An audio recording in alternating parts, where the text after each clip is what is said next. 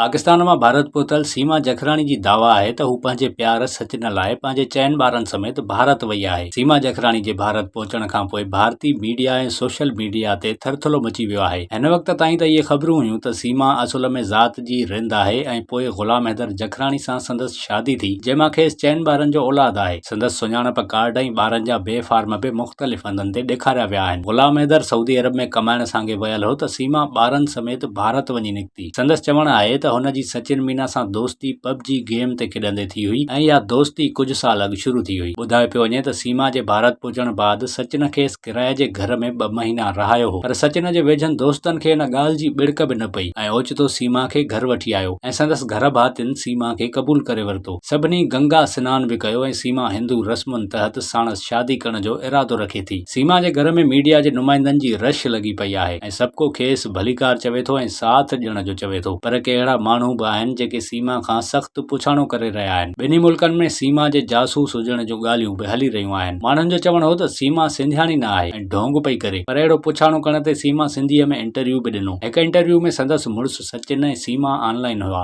जिते सीमा ग़ुलाम हैदर खे चयो त हू खेसि विसारे छॾे, हाणे हू सचिन सां ई रहणु चाहे थी। हू चवे थी त हुन जेको बि ॿुधायो आहे सभु सच आहे, पर पोइ बि कुझु ॻाल्हियूं आहिनि जेके शक पैदा करे रहियूं आहिनि ऐं केतिरा ई सवाल उथारिया पिया वञनि। हिकु सवाल इहो बि कयो पियो वञे त सुञाणप कार्ड मूजिबि सीमा 21 सालनि जी आहे ऐं संदसि शादी 2014 में थी हुई, त पोइ छा हुन 12 सालनि जी उमिरि में शादी कई ऐं चइनि ॿारनि जी माउ बणी। इहा बि हैरत जहिड़ी ॻाल्हि आहे त सीमा खां ॼण उर्दू ऐं सिंधी विसरी वई आहे ऐं हिंदी यादि आहे। संदसि लहजो ॿुधाए थो त हू असुल में सिंधियाणी न पर हिंदियाणी आहे। ऐं जॾहिं निमाज़ुनि जे वक़्तनि रकातुनि ऐं कलमनि बाबति पुछाणो कयो वियो त हू जवाब ई न ॾेई सघी। हुन चयो त खांइसि सभु कुझु विसरी वियो आहे, पर हू मुस्लमान आहे। हुन इहो बि चयो त हू हिकु सुठी हिंदू बणिजी ॾेखारींदी। सीमा खे तुलसी जे गुल खे पाणी ॾींदे बि ॾेखारियो वियो ऐं इन ॻाल्हि ते बि हैरानी जो इज़हार कयो पियो वञे त सीमा खे निमाज़ जी त ख़बर न आहे, पर खेसि साड़ी पाइण सुठे नमूने सां अचे थी। सीमा ऐं सचिन जी दोस्ती जो बुनियादु पबजी गेम आहे, पर हिकु सवाल इहो बि आहे त 2020 में भारत में पबजी गेम ते पाबंदी हुई, त पोइ हिननि जी दोस्ती कीअं थी। सोशल मीडिया ते इहा दावा कई पई वञे त सीमा असुल में जासूस प्रियंका आहे, जेका 2013 में पाकिस्तान आई हुई। चयो पियो वञे त प्रियंका 2013 में दुबई खां पंजाब जे शहर मुल्तान में दाख़िल थी हुई, जिते हुन पंहिंजो नालो सीमा रखियो ऐं अनवर नाले पंजाबी नौजवान सां मुलाक़ात कयई। अनवर जो दोस्त ग़ुलाम हैदर हो, उते कमाईंदो हो ऐं उतां ॿिन्ही जी कहाणी शुरू थी। सीमा जॾहिं पंहिंजे मक़सद में कामयाब थी वई त हुन वापसीअ जो फ़ैसिलो कयो ऐं हाणे भारत पहुची वई आहे।